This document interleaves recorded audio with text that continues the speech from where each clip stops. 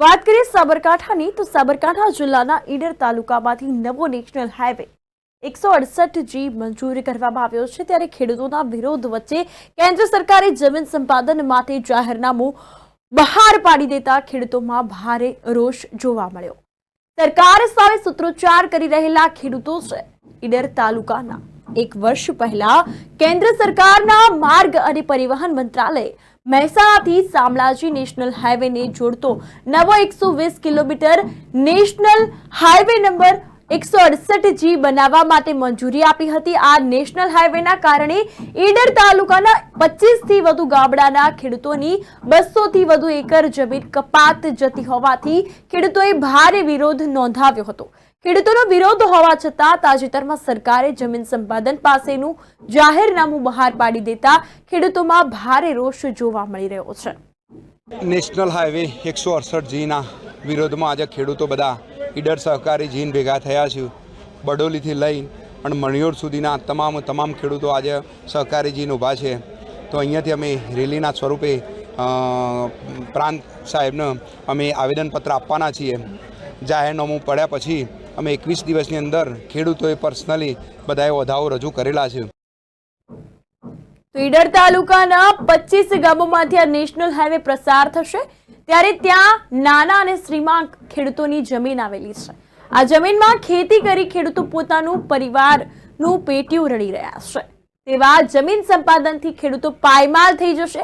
આજીવિકાનું સાધન છીનવાઈ જતા ખેડૂતોનું જીવન અંધકારમય થઈ જાય તેવી ભીતિ પણ સેવાઈ રહી છે।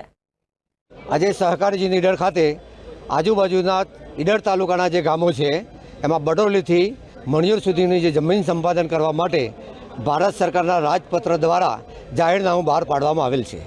એ જાહેરનામું જે બહાર પાડ્યું છે એમાં કોઈ ખેડૂતોને કોઈ કન્સલ્ટ સરકારે કરેલો નથી, કોઈ આગોતરી જાણ પણ કરવામાં આવેલી નથી।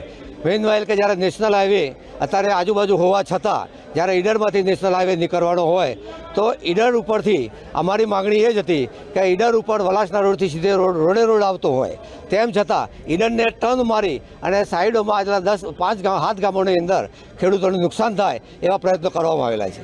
એ સાથે સાથ ગામોના 170 સર્વે નંબરો છે, ખેડૂત ખાતેદારો છે। એ ખેડૂત ખાતેદારો જે છે એ નાના અને શ્રીમાન છે। ઘણા બધાની જમીન એવી છે કે જેમની જમીન ટોટલી જાય છે।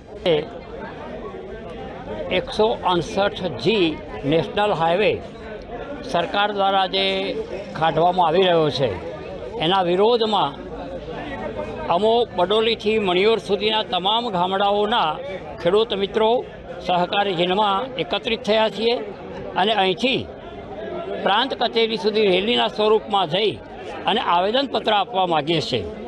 આ આવેદનપત્ર આપવા પાછળના અમારા ઉદ્દેશ્યોમાં સૌથી પહેલો અને મહત્ત્વનો ઉદ્દેશ કે આ જે રોડ નીકળે છે એ રોડની અંદર અમારી કેટલીક વિધવા બહેનો કે જે બિલકુલ જમીન વિહોણી બને છે અને એનું એક તાજું ઉદાહરણ આપું તો કદાચ અમારી વિધવા બહેન અને અપંગ ભાઈ એનો કૂવો અને બધી જ જમીન લગભગ બધી જ જમીન આ રોડની અંદર સંપાદિત થઈ રહી છે ત્યારે એ બિલકુલ જમીન વિહોણો બને છે।